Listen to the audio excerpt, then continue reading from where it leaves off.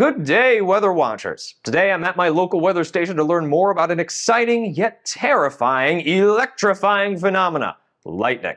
But we're not just watching a storm today. No, we're about to dive deep into the eye of it for my expository essay. Can you believe that? To do this, we need the right forecast words or keywords that will lead us to the most informative data.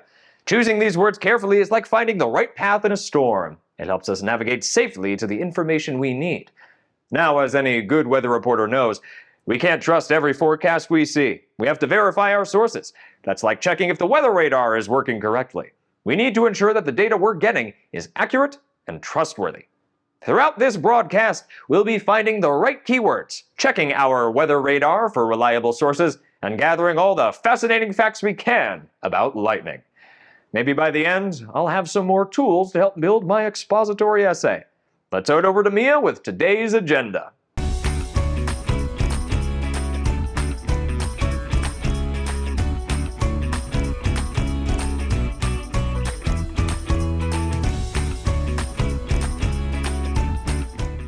Before we begin, make sure that you have your PDF available to take some notes. Are you ready? By the end of today's lesson, you'll be ready to evaluate phrases to determine best keyword search practices, assess the credibility of online sources, and gather research to build and present your knowledge about your topic. Let's dive into today's report and start with methods of research.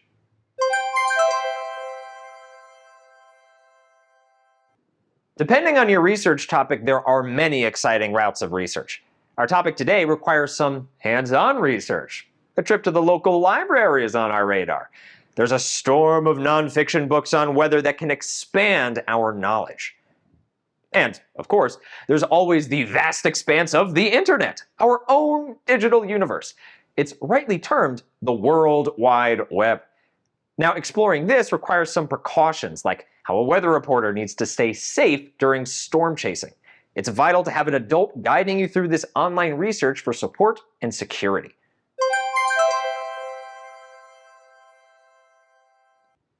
Now, when entering the online world, remember that it's like predicting the weather. We can't just ask, what will the weather be like tomorrow, and expect a simple answer.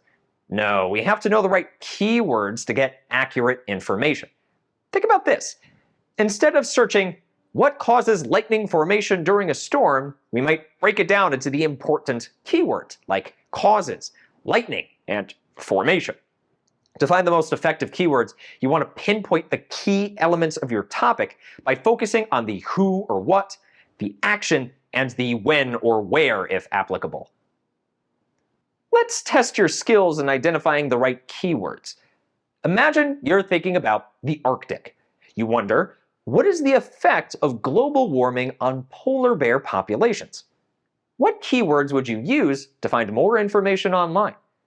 Pause the video, circle your keywords, and when you're ready, let's meet back here for more storm chasing.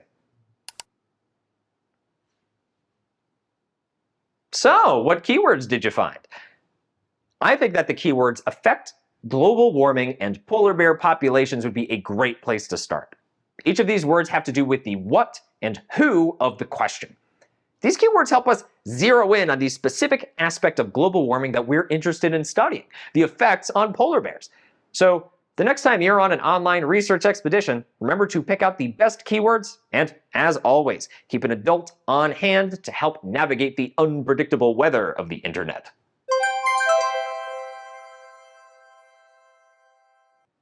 As we continue our journey online, it's essential to remember that not all websites are created equal.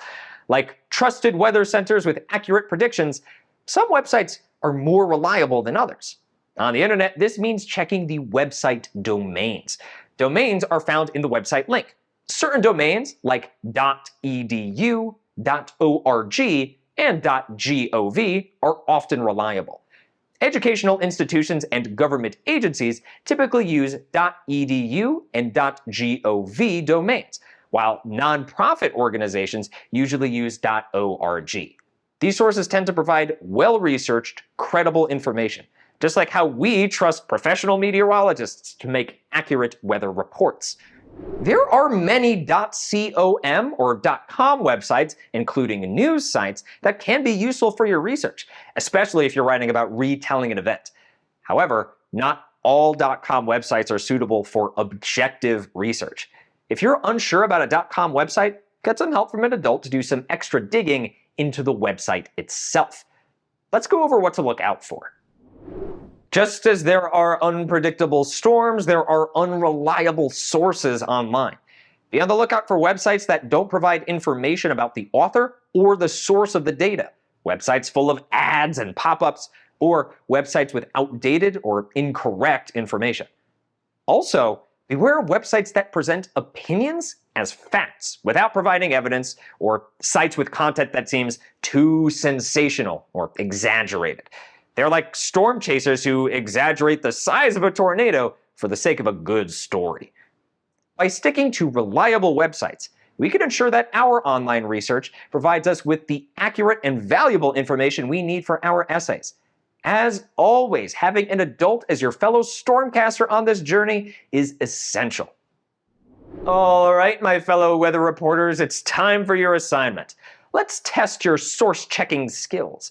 I found 2 sources that can help me write my essay on lightning.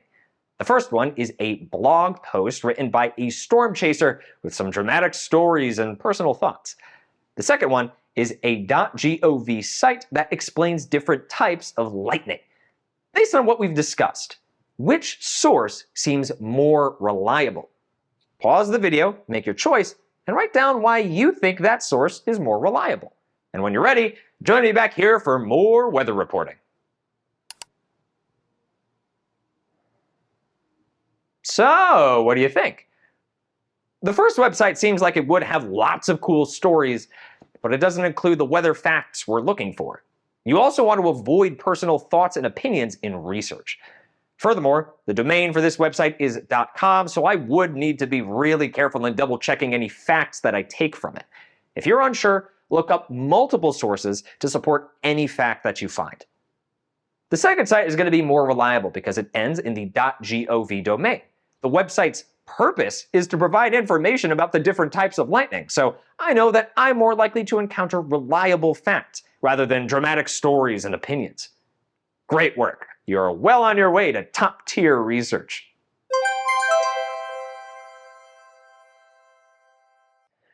Now, some of you might be wondering, when do I know if I've collected enough data for my essay? And can I return to my research even after I've started writing? Great question, storm studiers. The more data you gather beforehand, the more prepared you are.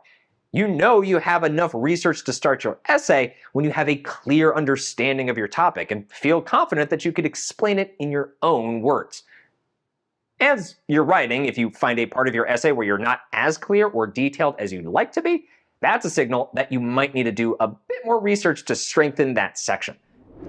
Remember, weather forecasting and essay writing are both an ongoing process of gathering and interpreting data. Don't hesitate to revisit your research if it'll help clarify your thoughts or improve your work. In today's weather report, or knowledge report, we've covered a lot of ground. We've learned how to pick our keywords wisely when embarking on an online research expedition. We discovered the value of finding and using reliable website domains like .edu, .org, and .gov. And we learned how to spot an unreliable source. Just as any weather reporter would tell you, preparation and caution are key when facing a storm of information. Always have an adult on hand to guide you through the unpredictable weather of the internet. As we sign off from today's educational forecast, remember, don't fear the storm. Embrace it, learn from it, and let it guide your journey of discovery. Join me next time as we continue to brave the elements in pursuit of knowledge. This is your weather reporter, Justin, signing off. I'll see you next time, research reporters. Hey.